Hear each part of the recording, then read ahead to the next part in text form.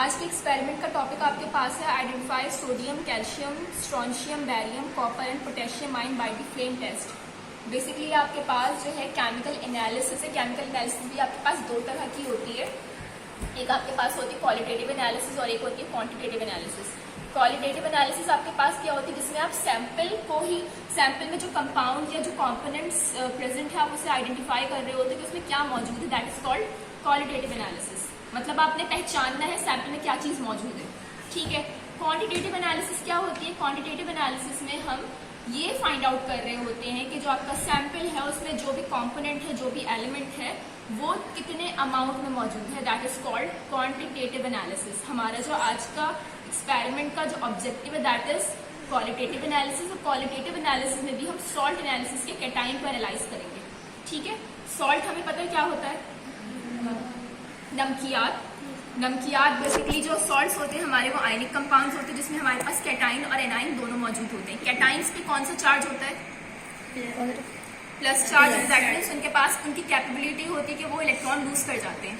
जो एलिमेंट जो है अपने इलेक्ट्रॉन लूज कर देता है उन पे पॉजिटिव चार्ज आता है, और जो एलिमेंट्स या जो केमिकल स्पीशी इलेक्ट्रॉन एक्सेप्ट करता है उन पे नेगेटिव चार्ज आता है और वो एनाइन बन जाते हैं। बेसिकली आज का जो एक्सपेरिमेंट का हमारा टॉपिक है उसमें हम सिर्फ कैटाइन्स को आइडेंटिफाई करेंगे, और ये जो पूरा हमारे पास एक्सपेरिमेंट है that is basically salt analysis. तो बेसिकली जो सॉल्ट्स है हमारे, सॉल्ट्स किससे बने हुए होते हैं, कैटाइन्स और एनाइन से।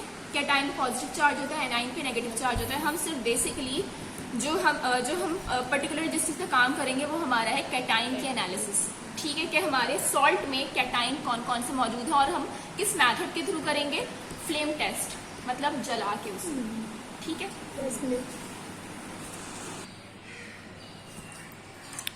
अच्छा, जब भी हम क्वालिटेटिव एनालिसिस की बात करते हैं तो हम ये याद रखते हैं कि हम क्वालिटेटिव एनालिसिस में, क्योंकि हमें सिर्फ जो केमिकल स्पीशी है उसको आइडेंटिफाई करना है, तो हम बहुत ही माइन्यूट या स्मॉल क्वांटिटी में हमारा जो सैंपल है वो लेते हैं, ठीक है। क्वांटिटेटिव में भी हम स्मॉल लेते हैं, फिर यूनिटरी मेथड के थ्रू हम कैलकुलेशन करके निकाल लेते हैं। अगर 1 ग्राम में कोई कॉम्पोनेंट इतना है तो 10 ग्राम में या 1 kg में कितना होगा, ठीक है। तो हमेशा केमिस्ट्री की लैब में जब भी आप काम करते हो, कोई भी केमिकल एनालिसिस करते हो, तो आप हमेशा सैंपल को कम से कम क्वांटिटी में यूज करते हो, ठीक है। तो यहाँ पे मैंने बहुत थोड़ी सी क्वांटिटी ली है, क्योंकि हमें सिर्फ आइडेंटिफाई करना है कि आपका सैंपल जो है उसमें कौन कौन से कैटाइन जो है वो मौजूद है, ठीक है।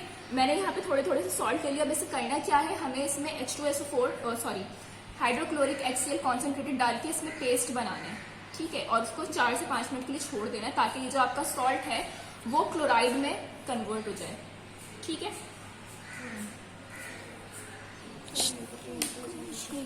अच्छा, 1 by 1 तमाम सैंपल्स जो है उसे फ्लेम पे रख के चेक करेंगे किस कलर का फ्लेम जो है वो ऑब्जर्व हो रहा है, ठीक है।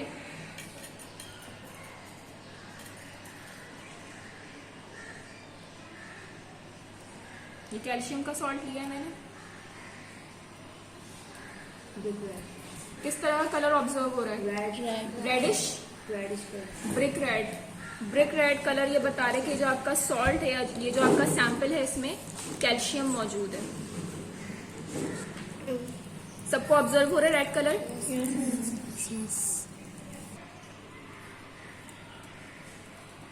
अब ये कौन सा आपके पास सॉल्ट है, सोडियम का।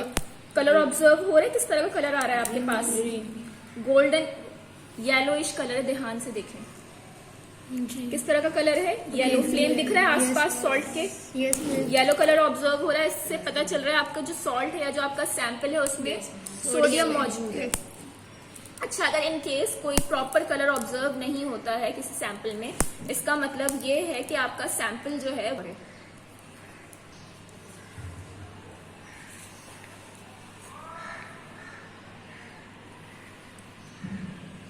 अब ये आपके पास कौन सा सॉल्ट है, सॉल्ट के आसपास दिख रहा है हल्का सा ग्रीनिश आ रहा है कलर, बिल्कुल स्लाइट सा। अगर ध्यान से देखेंगे तो ऑब्जर्व होगा। Yes, miss. दिख रहा है, Yes, miss. Yes. This means that in this sample we have the barium cation. ये देख रहे हैं आप लोग, ब्लू कलर ऑब्जर्व हो रहा है।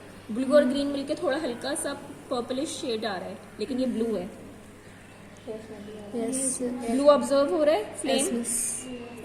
नीचे देखो ब्लू हो रहा है ऑब्जर्व।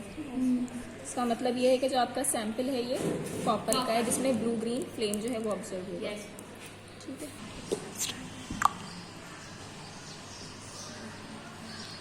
फ्लेम ऑब्जर्व हो रहा है, नीचे purple Yes, miss. Purple flame observe हो रहा है आप लोगों को हल्का हल्का सा। Yes, miss. This means that ये जो आपका सैंपल है इसमें आपके पास क्या है, पोटेशियम है।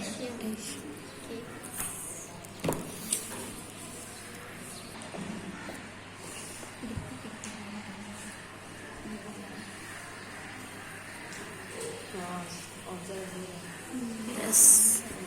Crimson. कलर ऑब्जर्व हो रहा है, Crimson red. सॉल्ट के आसपास का जो कलर है वो आपके पास रेडिश आ रहा है। यहाँ से देखेंगे, यहाँ से भी रेड दिख रहा है।